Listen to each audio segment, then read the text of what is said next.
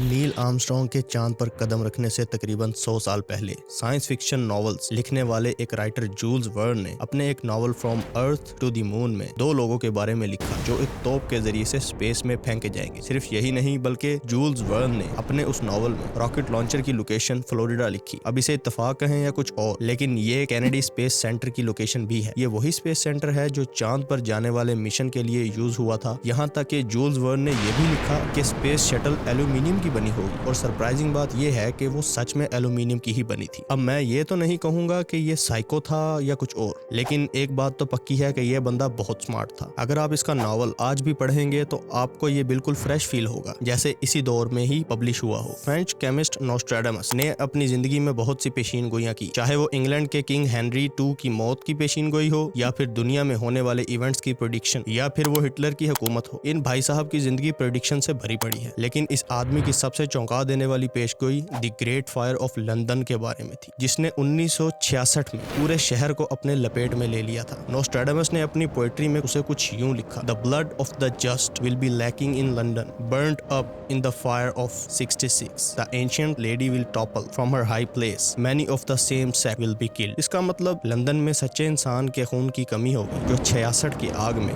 जल चुका हो। बूढ़ी औरत अपने ऊंचे मकाम से गिर चुकी होगी, एक ही फिरके के बहुत से लोग मारे जाएंगे। इसमें बूढ़ी औरत यानी क्वीन एलिजाबेथ तो अपने ऊंचे मकाम से नहीं गिरी, लेकिन 66 में आग जरूर लग गई थी। व्यूअर्स, इस क्राइसिस के टाइम में नोस्ट्राडामस को बहुत याद किया जा रहा है, क्योंकि जो प्रेडिक्शन उन्होंने 2022 के लिए की थी वो सच में पूरी होती नजर आ रही है। नोस्ट्राडामस ने एटम बॉम्ब के धमाके के बारे में अपनी बुक लीज प्रॉपर्टीज में ऑलरेडी प्रेडिक्ट कर दिया है। नोस्ट्राडामस के मुताबिक 2022 में जमीन पर तबाही होगी। उसने अपनी प्रेडिक्शन में यह भी बताया कि एटम बॉम्ब 2022 में फटेगा, जिसकी वजह से अर्थ को क्लाइमेट चेंज का सामना करना पड़ेगा। हेलीज कॉमेट एक ऐसा धूमकेतु या धुमदार तारा होता है जो हर 75 से 80 साल के बाद देखा जाता है। 1909 में मार्क ट्वेन के बायोग्राफर एल्बर्ट बिगलो पेन ने मार्क ट्वेन का एक फिक्रा लिखा, जिसमें मार्क ट्वेन ने कहा कि मैं 1835 में इस दुनिया में हेली कॉमेट के साथ आया था और अब ये अगले साल फिर आ रहा है और मैं उम्मीद करता हूँ कि मैं उसके साथ ही वापस चला जाऊंगा। अगर ऐसा ना हुआ तो ये बहुत ही डिसअपॉइंटिंग होगा, और यही हुआ। वो हेली कॉमेट के सिर्फ एक दिन बाद अप्रैल 21, 1910 को इस दुनिया से चले गए। अगर मुझसे पूछो तो मैं इसे बस एक इत्तेफाक ही कहूंगा। इसके अलावा क्या आप जानते हैं कि मार्क ट्वेन ने एक और चीज की प्रेडिक्शन की थी? इंटरनेट की।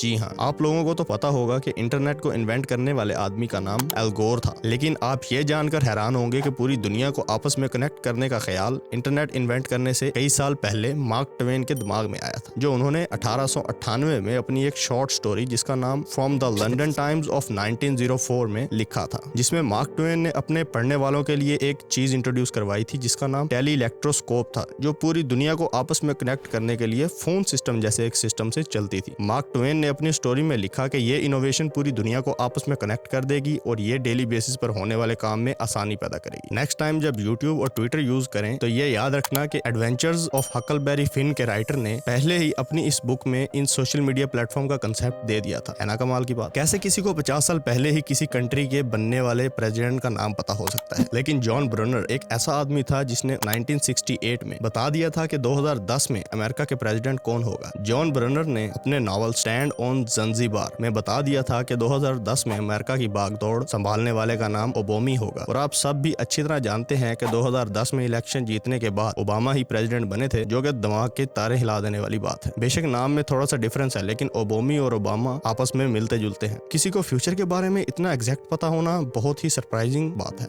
दोस्तों, अभी के लिए बस इतना ही। मिलते हैं अगली वीडियो में।